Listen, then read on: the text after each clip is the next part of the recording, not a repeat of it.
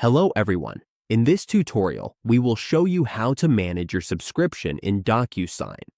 Whether you want to downgrade, switch plans, or stop using the service, this guide will help you manage your account easily.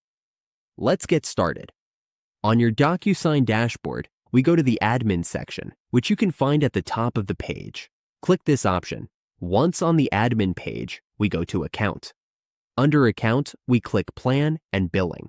Here, if you have a plan, it will appear on this page. If you want to close your account, select Account. If you have a plan, you can view your plans. Click View Plans and then go to View All Plans. For example, if you have a personal plan, you will see options to cancel, close, or switch your plan. The option to cancel or close the plan will appear here. If you want to switch, you can also see the option to move to a Business Pro or Standard plan. Just click that and enter your password. After you verify, you will have either canceled your plan or switched to another plan, depending on what you choose. Always remember to review your billing details and download any important documents before you finish the cancellation.